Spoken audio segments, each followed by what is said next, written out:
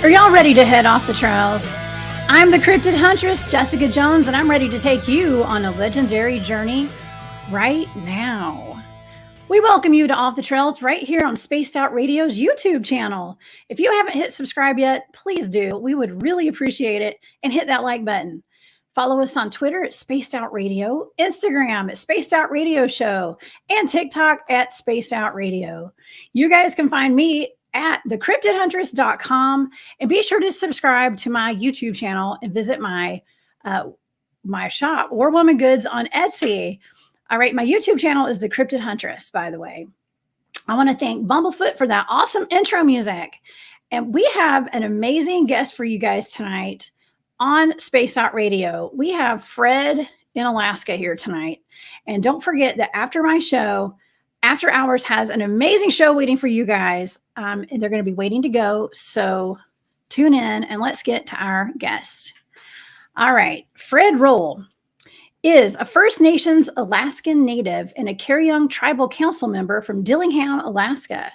While he doesn't consider himself a researcher, he's dedicated to documenting the oral history of the Bristol Bay watershed in the whole state of Alaska. His YouTube channel, Subartic Alaskan Sasquatch, that's a tongue twister, is a platform for recording Alaskan Hairy Man encounters and is a source for people going hunting, camping, and fishing.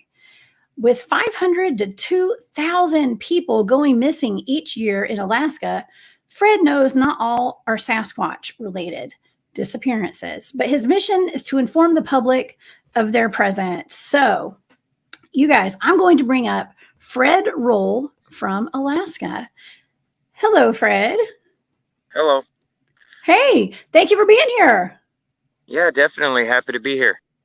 Thank you. Well, I feel like I've been really focused on Alaska and the hairy men up there the past month. I've done a couple of shows on, I did the Port Lock or Port Chatham, Right. disappearances and the people that died up there back in the day. And I'd investigated that. And I've also did the Dark Pyramid up there. So, I mean, that's kind of your stomping grounds. Am I right?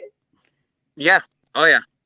I actually just got back this morning early from the Kenai Peninsula. I was down there yesterday at Ski Lake doing some filming on a part of a short little some I'm adding to the show, just on site, checking out the scene of an encounter and just, look for some cursory evidence or whatever, but mainly to show the environment of where the encounter happened and how it went down. Yeah, That's very cool. That's the main goal. So. Yeah, I mean, you have an amazing YouTube channel, Fred, and also you just created a wonderful website too with an interactive map of all the hairy man sightings all over Alaska. And for anyone that's interested in checking that out, please go to his website. It is the Subartic Alaskan Sasquatch.com. And Fred, tell me about your website, and then I want to hear all about your YouTube channel. Right. The website was always an idea to have a state map to identify encounter locations. Dave, my tech guy, he's the one that worked a miracle on that. He took the idea I had, added in a couple things, and it really turned out nice because you touch a marker pin, it'll bring up a corresponding video of that encounter that I shared, and it's just kind of a way to kind of pinpoint on the map of what's going on where. Yeah. I've got a picture on the screen right now, and it was a screenshot that I grabbed today of some of the sightings. And when you actually click on it, it gives you all the information about each sighting, which I thought was amazing. That's something that we need for Bigfoot sightings here, Sasquatch down here in the lower 48, and Dogman sightings, and any kind of cryptid sightings. I think it's pretty innovative. I like that. Yeah. Yeah. I had the idea, but Dave, the tech guy, he's the one that made it a reality and keeps improving on it. So he's die hard with it. He's excellent at what he does. Yeah, that's awesome. Well, Fred, tell me how you got interested in the hairy man. Did you grow up with experiences? Yeah. Oh no. Lifelong. When we're little, in the village, you get told don't go in the woods alone, don't whistle by yourself, things like this. Don't turn your back on the woods. The hairy man will snatch you and eat you. Oh, And when you're a little kid, you interesting. think, I was a savvy little kid, so I figured, that's BS. That I ain't worried about a hairy man. But until that day, I saw one standing silhouetted, shaking a tree and screaming at me, and I felt it through me. It, those Oh, things they don't become real until they're real, so to speak. So, yeah. but the thing that really made it even more dangerous was in 1983 when one was throwing rocks from Black Bluff at the fishing boat we were on. We were stuck on a little sandbar, and it started chucking rocks, and we were still kind of kids, just the hairy man screaming, because we wasn't making the connection with the danger until the rock came through and busted one of the quarters of moose and broke it off of the little thing we had it stirring up on. So, that's, and it's not unique Wow. to me. That's what I want to preface. It's not unique to Yeah. me. There's so many up here that deal with these kind of encounters and have for a long time, but we just don't talk about them in our culture. We don't speak his name in the woods kind of thing. You don't want to bring Hmm. it in, but Almost like you'd be manifesting it. Is that right? You don't want to kind of. I manifest mean, the within the experience. folklore. All I've Wow. ever seen though is flesh and blood. I've never seen one, Hmm. dancing around a Ouija board or jumping in a portal or none of that stuff. Um, Wow. Wow. Well, yeah, do you live within the what they call the Alaska Triangle? yeah. Right now I do. Yep. Yeah. I'm Well, just I'm between Wasilla and Palmer, and just over this way. You can't really see, but over that way, Hatcher's Pass. on Uh, location. I love this. Absolutely on location. Right in the thick yeah, of it. yeah. We don't see a bunch of strange lights, but normally you don't see the northern lights down here that clearly.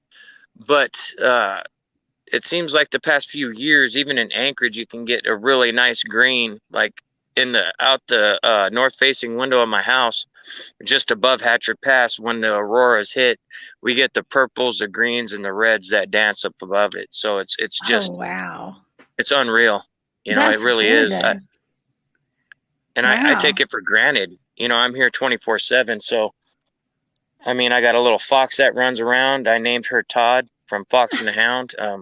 My neighbor informed me earlier because I was looking for her this morning, but she had a kit, so she's over at another property raiding chicken coops, I guess. I don't know. Wow. Wow. You got a lot Yeah. of wildlife out there. So I can imagine, do you have hairy men on your property where you live? No, there's no encounters here, but to the east of me and outside of Palmer, there's encounters that I've heard recorded over that way. Um, you know, I mainly focused on the Bristol Bay area, and trying to get information on local stuff is really Yeah. hard. Like Rob down at the Bigfoot Museum, he has an excellent library of some encounters as well. He just does it in a different form. He's got an art gallery down there, so um, he definitely has some stuff there. Yeah. Well, people seem to be really comfortable talking to you about these stories, yet they don't really like talking about it in public, probably. Why do you think that is? Well, I think it's due to like people who have these encounters. First person they hear tell an encounter, they don't rush off and tell. Me, I have nothing to prove, so I think it makes it easier for them to understand. I'm just trying to get the word out, and I'm not trying to make a mockery of them or anything like that. I take it Hmm. serious, very serious, and Yeah. because of my experiences, I put myself in their shoes and I retell it in a more informative way. I give the layout of the land, Hmm. that kind of thing, just to try to bring those who are watching it into the video. Yeah. Yeah, well, I think it helps people to be more accepting of this and that, to realize this is a real phenomenon and people do have these experiences. Now, you have some really scary and creepy accounts that you talk about on your YouTube channel. And some of Right. those include you and your family, your brother and your cousins and your friends and your neighbors. And Yeah. I'll admit some of them creep me out a little bit. And I'm a veteran to some of this stuff. Okay. But Yeah. it's still a little Um, creepy. it is. You know, when we were in 2006, when we were attacked, and we were attempted to be lured out for an ambush is what happened. So we're on the bank of a river, the Nuyakuk River, and we're Mhm. just sitting there, and the whole place creaks a little bit. And this is a glorified box. I'm telling you, it's 8 foot square. There's nothing to this place, but there was a creek. And it Mhm. was about a half hour after dark. It was mid-September of '06. And we kind of looked at each other, and I noticed movement over my cousin's shoulder, between Uh-huh. his shoulder and the top of the window. And I said, "Oh, something's outside." He jumped up and was like, that's not funny. And I was like, that's probably a bear, because we're on a salmon river. No, you know, we weren't thinking hairy man, because usually they would scream, shake something, you leave or they leave or whatever. It was Mhm. never predatory on that level that I had seen Yeah. up until this point. And Ooh. so we grabbed a big spotlight and grabbed the firearms. We opened the door and we're panning from the immediate right over to our left. And once we got to the left, there's a tree line about 50 yards away. And there's 3 big sets of eye shine. And typically when you shine these things, they try to hide behind a tree, peek one eye out Mhm. at you kind of thing. But these Yeah. 3 just stood there. They didn't give a damn that we saw them. So we immediately Uh-oh. ducked back in. And just a second later, I mean, as soon as we shut the door with this little J hook, it felt like so much pressure, almost like we're wearing earmuffs. But I was asking him, "Hey, did you see that?" And I'm talking to my elder across from me, and all of a sudden, my cousin just flops under the table. I mean, fast, like the fastest movement I've ever seen. And he's froze up, gripping a death grip on the barrel of the rifle. And we notice he is looking up and across to the other window. Uh-huh. Now, Oh when my. when he looks over to that, sorry, can you hear me? Yeah. Oh yeah. Oh, okay. Go So ahead. when We're he looks good. across to the other window, that's when we both turn and look.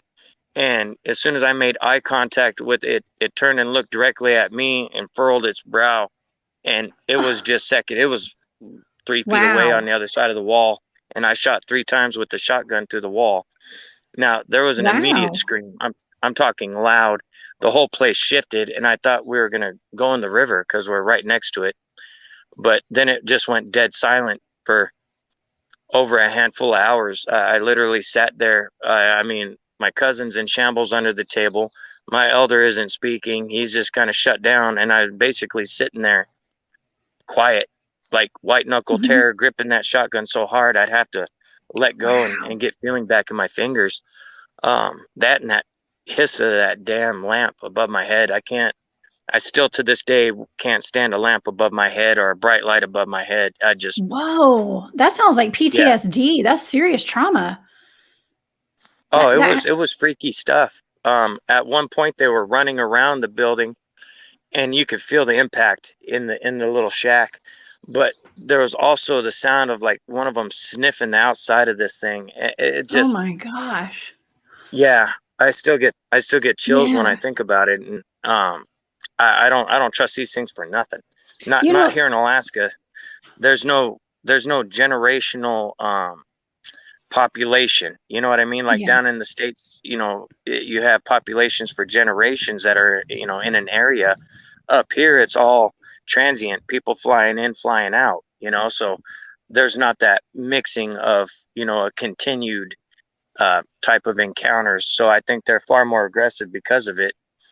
And they're known as man eaters. I mean, Mhm. you know, that's Yeah, I just, mean, what more do you need to say? They're, man eaters. Now, okay, yeah, well, first of all, your story sounds similar to what the account from Ape Canyon was here in the lower 48. Back in, I think it was the 1950s or 40s. I think there were some gentlemen who were attacked in their cabin, right. just like you guys. And I actually have when I did that remote viewing show about Port Lock, Alaska, at Port Chatham. I was encouraged not to talk too much about the Bigfoots, the hairy men there, were attacking people and eating them. Okay, because there Right. is a stigma when you talk about things like this, because there are a lot of people who would like to think that most of the hairy men are pretty docile and not violent, But see, my opinion, and it's not just my opinion, I've been doing field research with Sasquatch for many years now. And I know that they are just like people. They're just like humans when it comes to personality types. And there are some angry ones and there are some sweet ones. Okay. And there are some Right. killers. Right, Fred? I mean, how do you feel about all that? I mean, obviously you've experienced Well, the darker up side. right up here, I'm biased. I really I don't trust them. I don't think there could be inroads made at this time for any kind of any kind of interaction. They don't care up here. I've shared this a bunch, but there's a video of a dentist, a metal detecting guy out of Fairbanks. One of these things screams at a distance, and a moment later, it's right on his right hand side. If not, there was two of them, and you can hear the scream yourself. That is a perfect classic example. They don't care if you got a gun, a camera. They don't care. There's no, I mean, no F's given on their side Right. whatsoever, and you just can't trust that. You Yeah. just not up here. Wow. I mean, and to be so isolated up there, and there's not a town for miles sometimes, and it takes a long time for somebody to come for help, if you call the Right. 911 or whatever. Yeah. You're pretty isolated out there. I've heard a lot of your stories on your YouTube channel of real accounts where Right. people were stuck out in cabins and, Yeah. couldn't get help, and they were surrounded just like you and your cousins. Yeah. Yeah, Yeah. and luckily most of those people, they had a means of escape. It just Uh-huh. took some creativity to make it happen for them. There's also accounts of pets being hurt in front of the owner in a vindictive manner. Oh Um, my gosh. That's horrible. yeah, this guy Don, he lived just north of me here. And he had been in the same piece of property north of Trappers Creek for over 10 years, and he had a dog named Rebel, and Rebel was 7. So they went all this time with not a problem. He had his retirement buddy.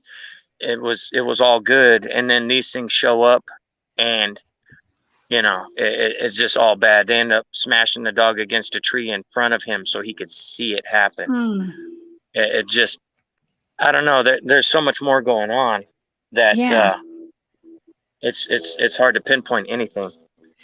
Now, okay, so what I've read is that within that Alaskan triangle up there, it's like the Bermuda Triangle, but the Alaskan Triangle, uh, wildlife is extremely more violent against humans. Okay, now is that true? Or is it like that all over Alaska, do you think? Well, see, that triangle is just used as a catchy gimmick because the whole state is screwy like that. There's, Okay. I mean, most of the encounters I had, whether it be strange Uh-huh. lights or a hairy man encounter for myself, have happened in Bristol Bay. Okay. So, and I'm showing a also, map. over in Ruby, Alaska, and more towards the west coast, the Bering Coast, there's encounters there, the hairy man, that are just as disturbing. And there's a lot of accounts of missing people in those areas too. And Yeah. it's a shame. A lot of them get chalked up to they want to go missing, or they were drinking maybe and wandered off.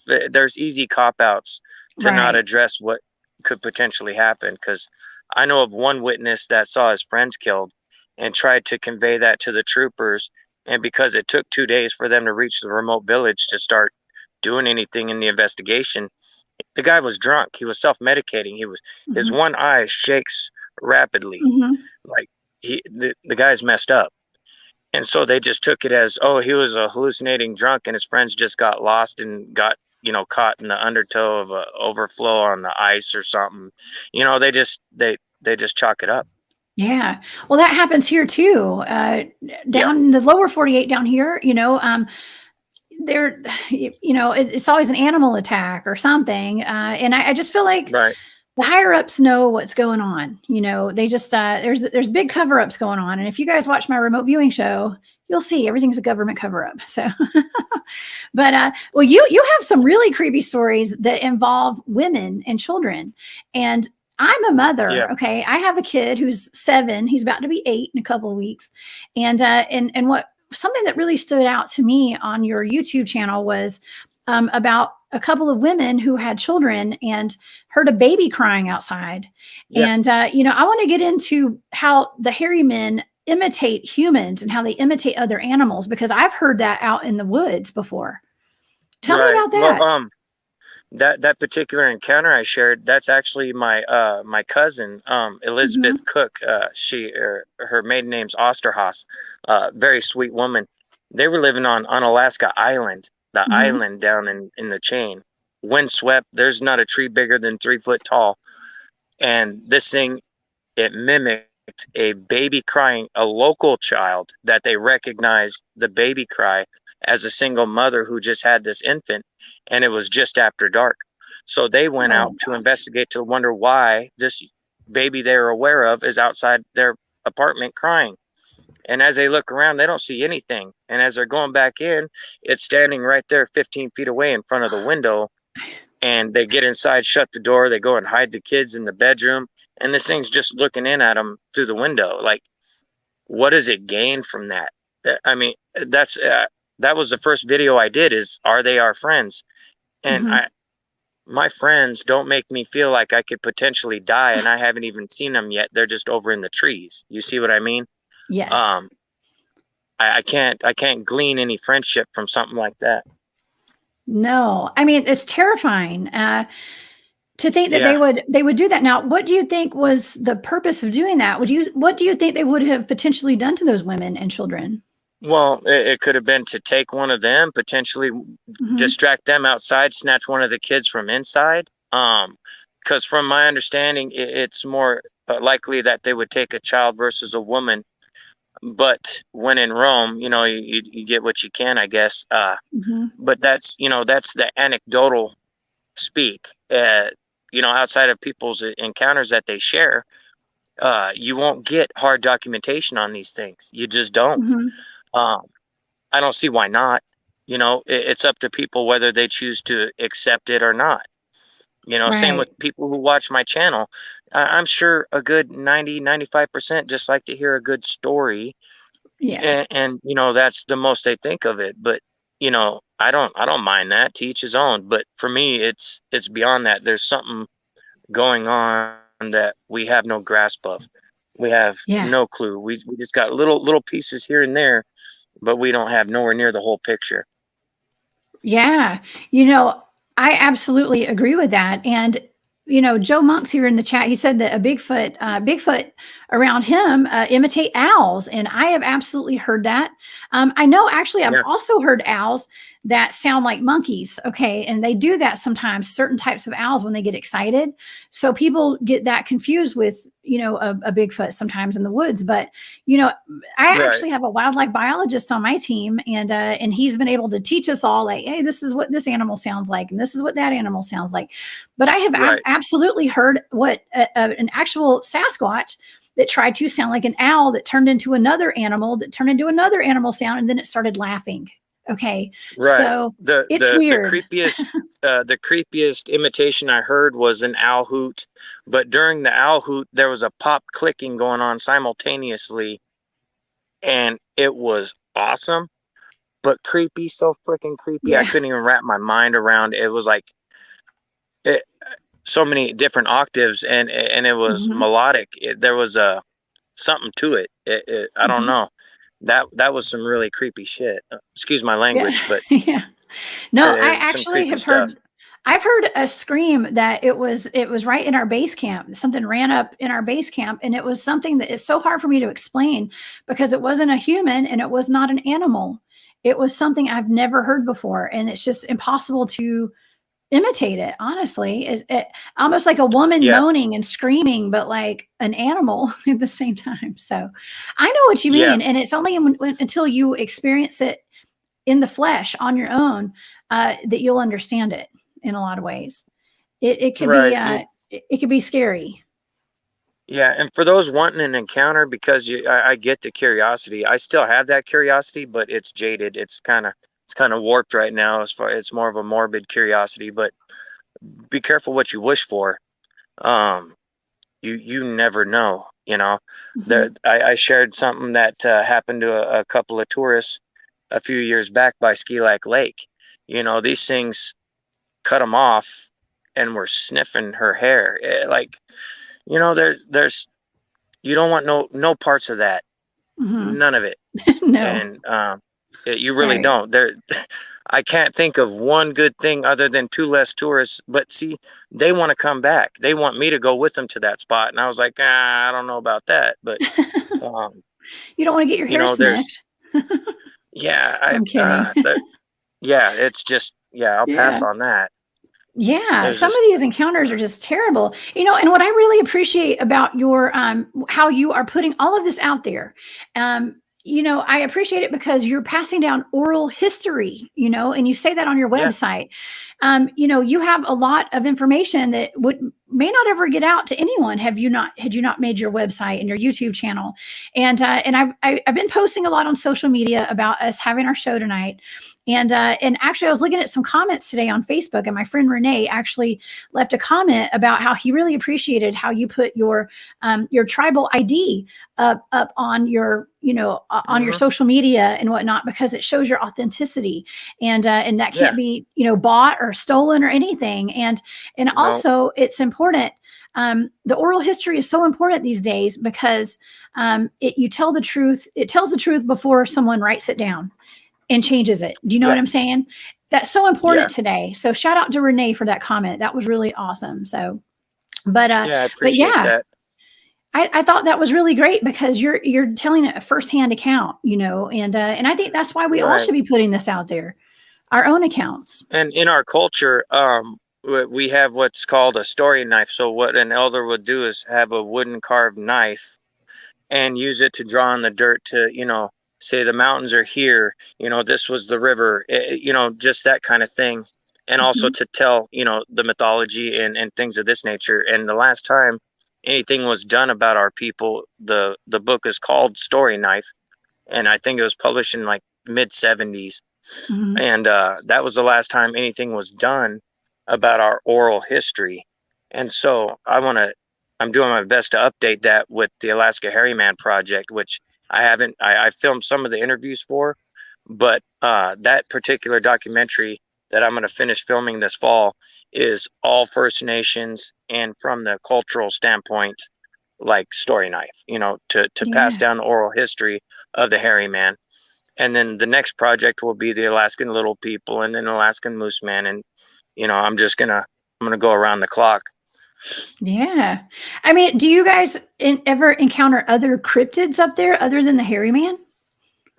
Me personally, I haven't. I've seen some Mhm. weird lights and some, weird craft kind of zip around, but never any dog man or I haven't seen any little people, but there's plenty of people who say they have. I have not heard one thing about a dog man up here. Oh, I have okay. heard of the hell wolves, which are really large wolves. Some people say they may be the dire wolf holdover or something. I don't know. There's also talk of mammoths up by Fort Yukon and west of Fairbanks. So who knows? Yeah. You know, Interesting. Yeah. I've actually had a lot of people report to me that they've been seeing pterosaurs, which are flying lizards like dinosaurs that aren't supposed to be here anymore. So it's really interesting how there's a lot of sightings of things that just aren't supposed to be here right now. right? So, oh, okay. So, Fred, we have a question here. Alien Critter is in the chat, and he wants to know: is there an estimate of height and weight of the hairy men that you encounter up there? The biggest one was 13 to 14 foot tall, and it was pitch black, so it was kind of hard to gauge its overall mass. It was just like a big black nothingness. But the one that I looked at in the eyes in the window, I guesstimated at over 9 foot tall and at least a couple thousand pounds. When these Good things grief. ran by, it shook the ground. Oh my gosh. I mean, that's just huge, but considering how vast the forest is there and all of the landscape, it's almost like, like great white sharks get gigantic because they're living in an ocean with, endless Right. space. So that's probably similar with the hairy men, I would think.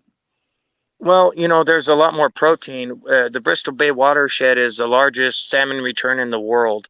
Hmm. The largest sockeye salmon return. We get the return of all 5 species of salmon, and there's just tons and tons of protein available to them.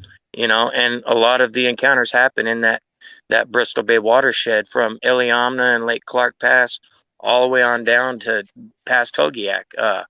I had an encounter shared from Platinum the other day. Platinum's on Yeah. the Bering Coast, north of Togiak. So yeah, it never ceases to amaze me the different areas in Alaska where these things are happening. But the above all, it's always of an aggressive nature, whether it's trying to force someone to leave or Hmm. an outright attack or a chase. Rarely is it just, I mean, I do get the accounts of a tree shaking, but the person involved in that gets the hell out of Dodge.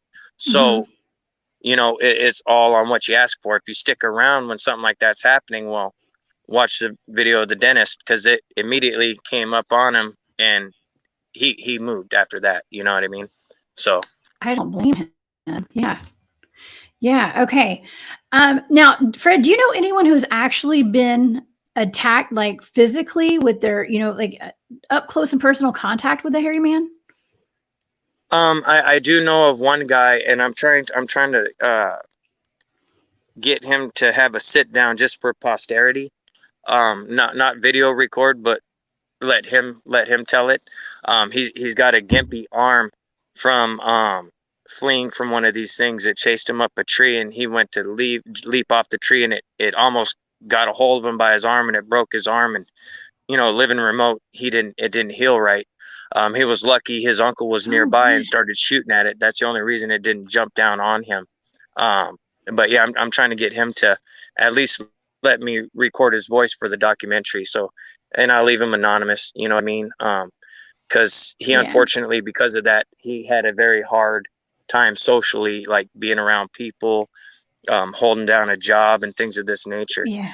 It's easy to chalk up to, oh, he's just some drunk native. But if you knew the real story, you would understand there's a lot more going on than just some judgmental asshole shit calling someone an alcoholic when they don't know. Right. Well, a lot of this is so traumatic to people. I mean, just seeing a hairy man for the first time, seeing an alien or whatever people are seeing out there, all these cryptids, it's so traumatic that people Right. self-medicate, and it's just a sad part of it sometimes, because it's Yeah, hard it's because a not vicious everybody's cycle. families. I mean, you obviously come from a family who you guys have experiences together, and so I would Right. feel like you probably had a support system, but a lot of people don't. No, no. As a matter of fact, that encounter, I no longer have a relationship with those two relatives. That people say, well, everyone got away safe and no one was hurt. I say, screw that. It ruined our tight bond. Hmm. For whatever reason, it just, we no longer have communication. And so yeah, there's no one walks away scot free, so to speak. There's something that happens. You know what I mean? Yeah. Well, we've got Patrick here in the chat. He said, "Did you shooting the one hurt it as far as you could tell?" I think the one I shot through the wall initially, I think that one got hurt because it screamed. It reverberated the whole place. It left one of the pots ringing like a bell before the immediate shift. But the big one I shot, I hit it 3 times center mass. I heard the bullets impact. Um, it didn't flinch. It stopped moving forward, but it didn't flinch. It didn't buckle. It was like a big black nothingness. Even when we beamed it, earlier in the morning with the spotlight, it Hmm. had no eye shine, and it absorbed the light. Um, Hmm. very, very, very Interesting. creepy. So, wait, you said that Um, these things didn't move, right? Am I remembering that right? You said that they stood there and they didn't move. They the didn't do ones we anything. initially saw outside Yeah. the door, when the 3 sets of eye shine, they didn't move, and typically they'd hide. So immediately within me, I knew something was really, really off. But once I made eye contact with it, there was no, I have thumbnail pics on my videos.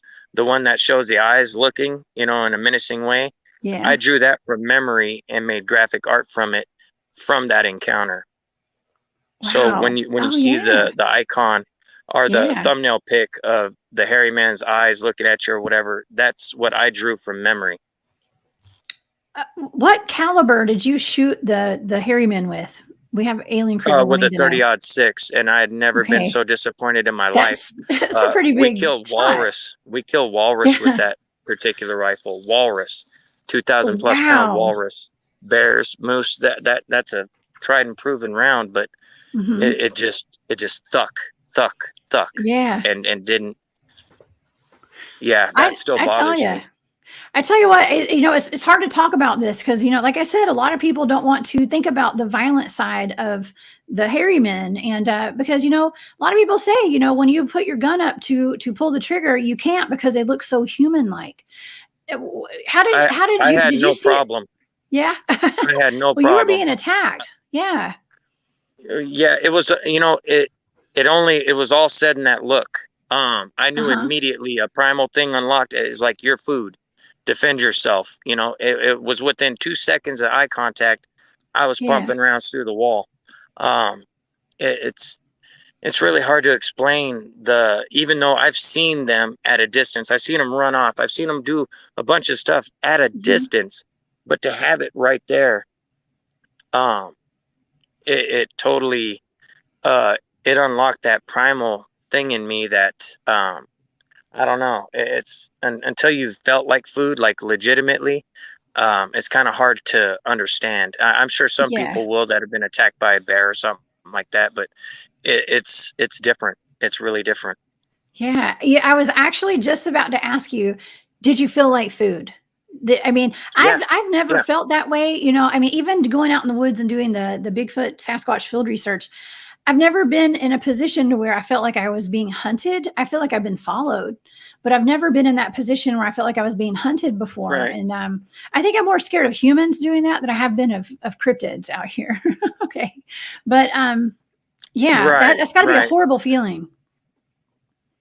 It is, and it's hard to put into words because Hmm. it's ingrained in all of us. Every single Yeah. one of us has that primal fear, and until it's unlocked, it's hard to understand. But I'm sure there's some viewers out there that know exactly what I'm talking about, because in your heart of hearts and in your mind, without a doubt you're a goner. Like there's Hmm. no question. It was.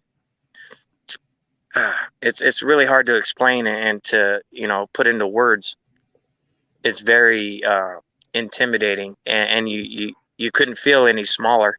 You know, it's surreal. Yeah. Do you have you heard a lot of stories that are similar to yours from people that live around Alaska about being attacked like you were attacked?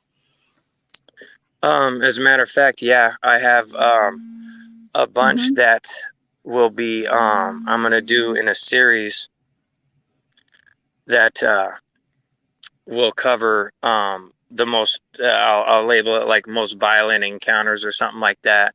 But no, I'm not unique. I am not unique. Yeah. I have more than a handful of relatives that have had a similar encounter on that river, uh, all without prompting. One of my cousins, Nikolai, I asked him. We were talking a month and a half ago or so, um, about just catching up because we hadn't talked in a while. And just out of the blue, I asked him. I was like, "Hey, you got any good hairy man stories?" And then the first thing out of his mouth was, "Hey, have you been up on the Nuyakuk?"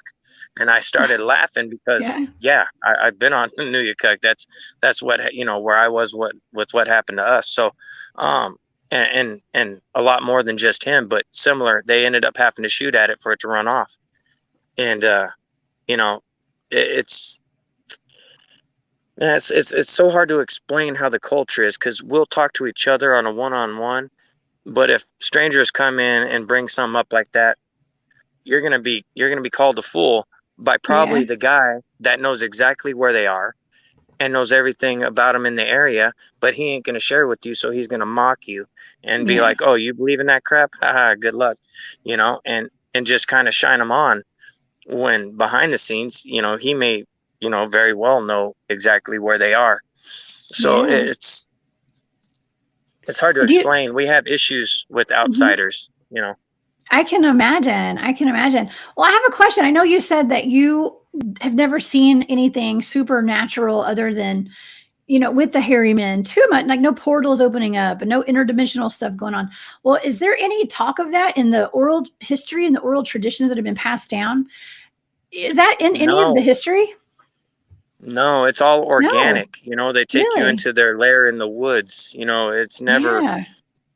never It's anything. fascinating. Yeah. Yeah, it's all, in my opinion, there's no, it's all organic based, Hmm. you know, Well, I have flesh to and tell bone. you, I have to tell you something really interesting because down here I've done I do this thing called remote viewing, and it's kind of Right, like a psychic way to look into stuff, and I did it for some cases down here, and I did once or twice I got some weird portal stuff going on, but when I did the Portlock, Alaska case, there was none of that at all. It was very organic. It was just these beings have been here for thousands of years, okay, if not right, longer, and for a very long time, and they are indigenous to that land there, and according to everything I was seeing, and so there was no weird portals and interdimensional stuff going on at all there, and so right. I was almost kind of surprised, even though that sounds crazy, No, and but just for those listening, be aware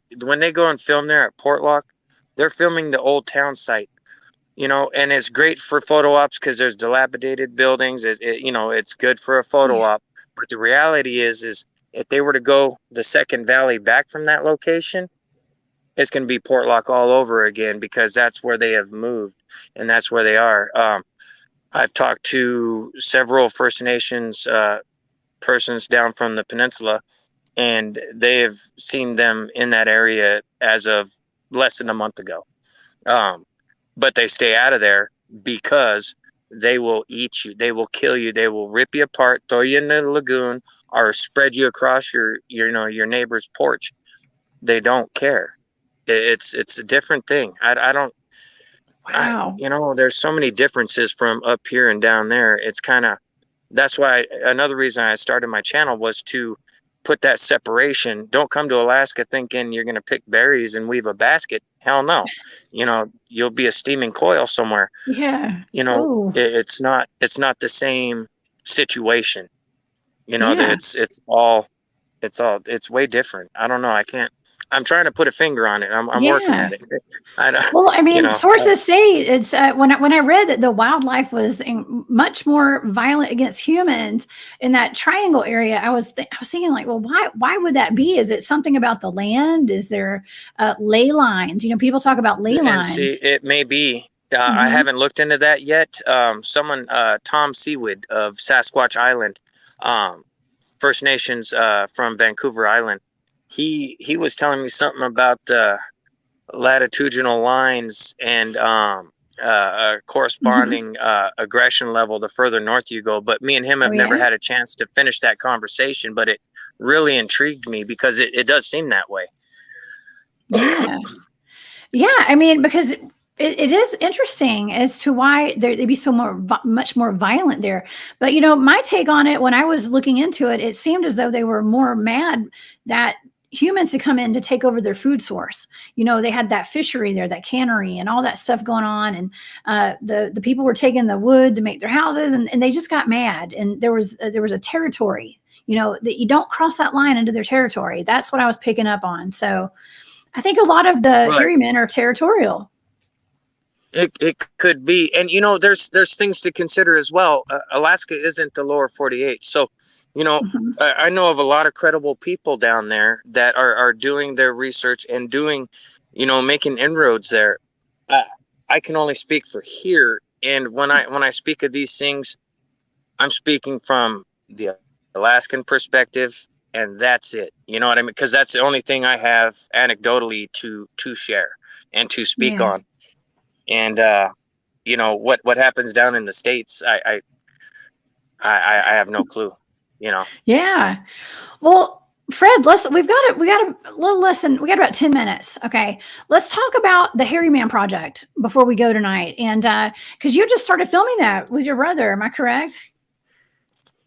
Yeah, actually, Yeah. my brother's gonna be joining me when I go over to Bristol Bay. Right now, the overall project is to just make it clear that it's a First Nations project. So when the Alaska Okay. Hairy Man project's purely First Nations, and that is to directly correlate the oral history.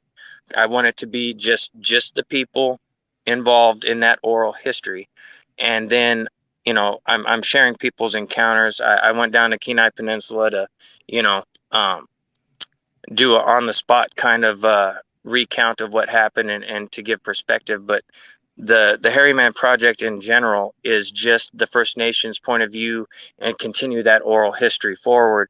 And then from there, it's on to the little people or Moose Man or something of that nature, uh, to put all of the mythology all around the state into one place to where they can go, oh, in the north, they, this is their beliefs and what's going on, and then they can have some information to go off of instead of hunting for a relic book that isn't published anymore or something like that. Yeah. Okay. Well, you mentioned little people. I can't ignore that. Do you guys have little people up there?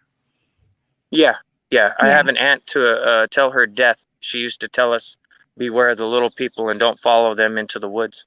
Um, Really? they're known as shapeshifters. They'll look like a little rabbit or something of this nature. And if you find that rabbit, a wild hare will not follow you. But if a wild hare is following you in the woods, that's a little person coming to take your soul or coming to take you away Oh, with it. So, yeah, that's going to be the next one just because it's very intriguing. Uh, wow. yeah, January 17th, you cover all your mirrors because that's supposedly the night that the veil is thinnest and they can get you through your mirror. Um, Yeah. just all sorts of creepiness. I don't want to give too much away, but it's definitely going to be intriguing.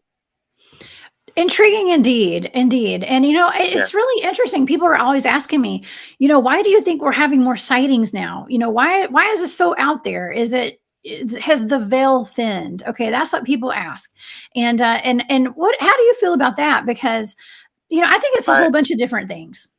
What do you Right. think? I think the veil thing is part of it, and I also think that awareness, like what we're doing now, people are being more attuned to when they go out into the woods and being more noticing of their sixth sense. That thing that says, "Ooh, that doesn't look like a good place to go," or they don't, and then they have an encounter, Mhm. or whatever ends up Yeah. happening.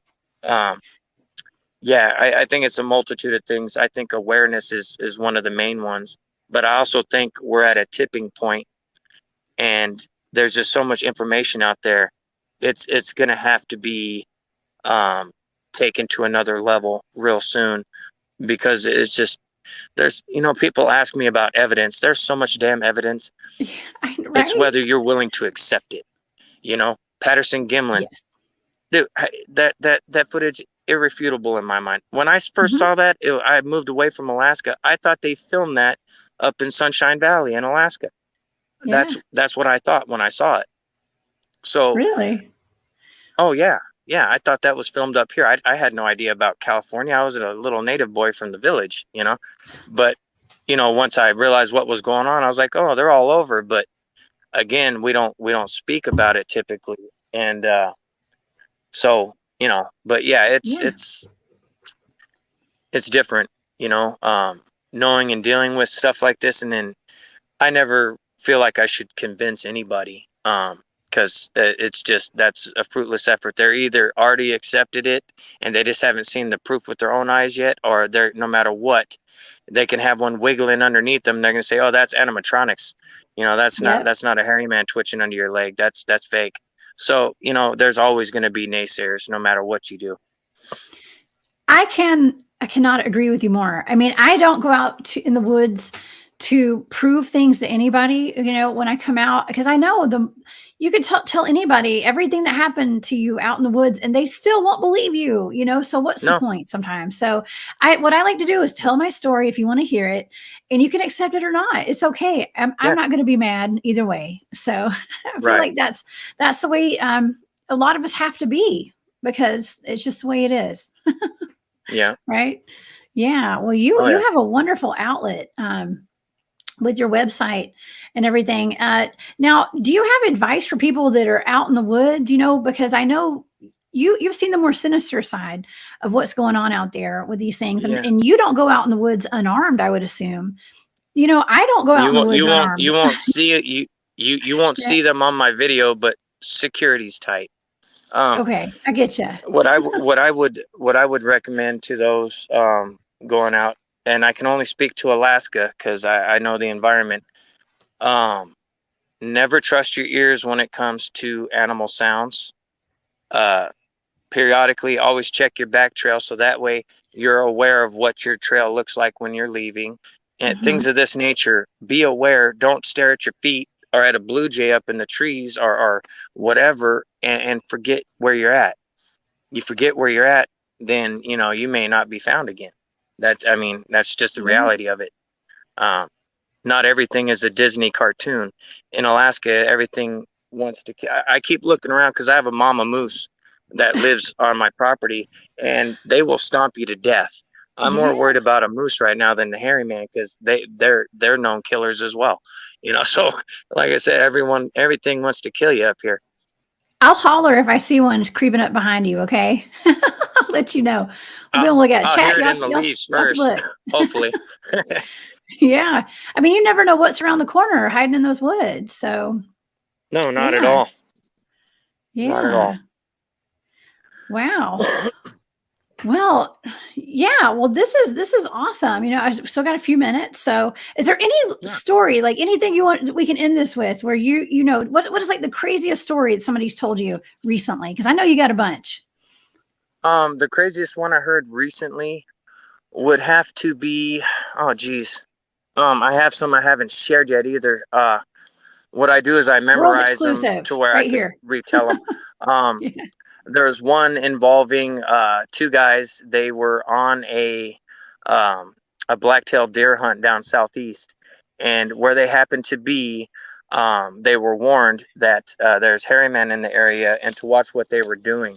Well, one of them got his rifle snatched from him as he was stalking through the old growth, the big timbers they have down southeast. As he was going forward with his rifle, something snatched it from around the tree, and then a bunch of chaos. These things were jumping from tree to tree above him. His partner popped shots off at it. Also have a sheriff from Thomas. He's an elder, Haida elder from that area, and he shared with us encounters of killing 3 of them over the course of 10 years. I suggest you guys check that out, on the YouTube channel, because I don't have time to express it all here with the limited time left. But it's Thomas. There's 3 of the videos, and each one is an experience he had and had to put one of these things down. So I know they can be killed. He's in his 90s now, and I'm trying to make it to see him because he's willing to record with me in person. He doesn't want to do a Skype call though. I don't think he trusts the technology. But hopefully I can make that happen. He lost his niece. It's a thing. You got to check it out. It's heart-wrenching, Yeah. Okay. In about a minute, tell people why you think that a body has not been found. Oh, I think there's plenty of bodies found. You don't get to see it. No, there's I get it.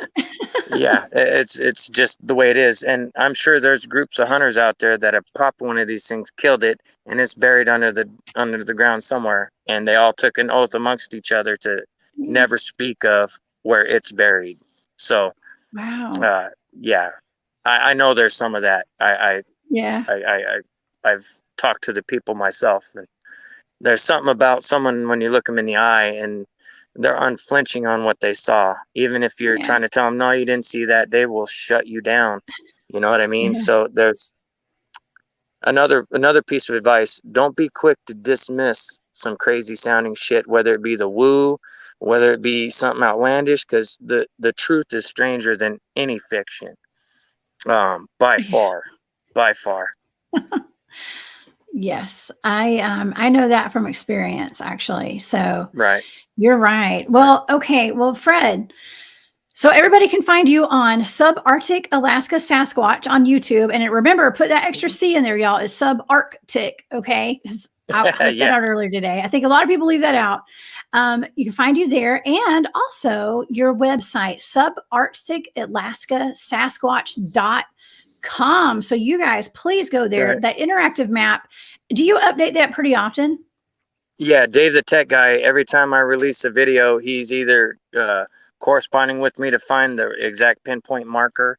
All the still photos I took from the excursion on the Kenai Peninsula, I'm going to try to get them on a slideshow on the website as well. Or if we're unable to do it on the website, I'll dedicate the beginning of a video to it and just run a slideshow of the progression of travel I made up into the mountains. It's awesome. It's an adventure. That's amazing. Just going anywhere in Alaska. Yeah. Yeah. I mean, you could spend a whole day just looking at your website at all the sightings. It's so awesome. Fred, you're amazing, man. Thank you so much for being here with me tonight. You're an awesome those guest. kind words. Yeah. No, I hope that you'll come back, and I know I'll be seeing you soon. We'll be on here again. Okay. Yeah. So no problem. You be safe out there. Be safe out there. Oh, I will. Yeah. Have a wonderful Memorial Day weekend. Okay. And I'll see you next time. Okay. All right. All right. Bye, Thanks for coming on tonight. All right. Okay, y'all. Fred, awesome. Okay, don't forget that right after the show, you guys can join the live crew on After Hours, and they're going to take you on an incredible, mysterious journey. And tomorrow on Off the Trails, my guest is Stacy Brown, and we're going to get into cryptids, the skunk ape, and the occult. And I can't wait to see you guys there. But for now, I'm the cryptid huntress, Jessica Jones, and I'm headed off the trail. And I will see you guys tomorrow night. So you guys have a good night.